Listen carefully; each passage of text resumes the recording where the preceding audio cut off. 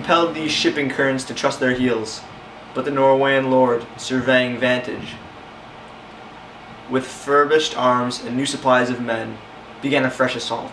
Dismayed this not our captains, Macbeth and Banquo? Yes, as sparrows, eagles, or the hare, the lion.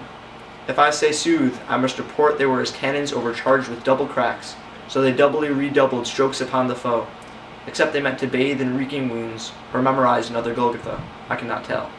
But I am faint, my gashes cry for help. As you can probably tell, the previous scene was a great example of a certain literary device that is found quite often throughout Macbeth. Yeah, you mean allusions, right? Indeed, Jamie, indeed. It's amazing how well Shakespeare was able to use these allusions to his advantage. Almost as amazing as the Nazca lines. Well, not that amazing. Anyways, what exactly is an allusion? I'm glad you asked that.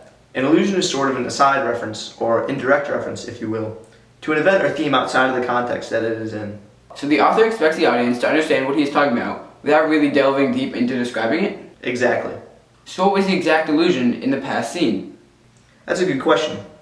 If you noticed, the captain says something about a place called Golgotha, or rather, he alluded to a place called Golgotha. How is this an example of an allusion? Golgotha is a historical reference to the place where Jesus was crucified, so Shakespeare expects his audience to be familiar with biblical and historical events. Most allusions refer to history, geography, religion, or other major topics and events that most people are familiar with. At the same time, however, he includes the allusion in a logical context, for the scene takes place on a battlefield surrounded by death.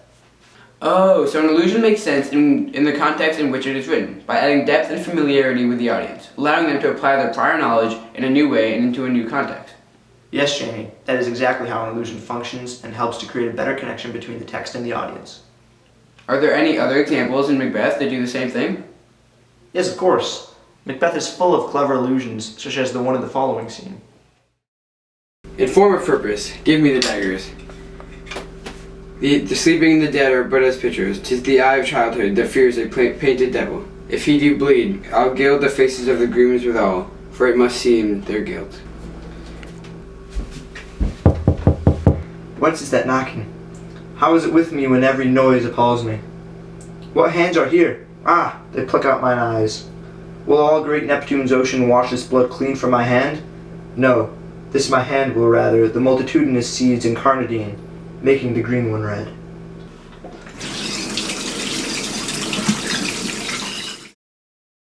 So Jamie, what was the literary device that was used in that scene of Macbeth? It was an allusion, Isaac, because Shakespeare referenced Neptune without going into any further detail about him, and to understand the reference one would need to have prior knowledge of the Roman gods. So how does this reference help the reader? It gives the reader or watcher a more thorough understanding of the events of the story by allowing him or her to forge a deeper connection to the text through a pre-existing understanding of the allusion. Now you've got the hang of it. You might be a master of allusions now, as good at interpreting them as Bruce Springsteen is at delivering the powerful last line of Thunder Road. Thanks, Isaac. I think that pretty much wraps up my questions about allusions in Macbeth. Okay, I have one more example to show you. Hey look, there's a piece of trash on the ground over there. So what are you, a member of Sierra Club? What?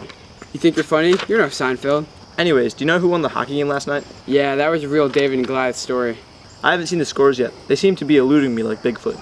We were down by 5 with 4 minutes to go in the third period when Jack Randler became their messiah and scored 6 straight goals. I didn't think that hockey was his best sport. Yeah, I don't think he's a real Einstein in class either. Okay, we'll have to go water my garden. Where do you live? Babylon? I'm not Hammurabi. Okay, bye, see ya.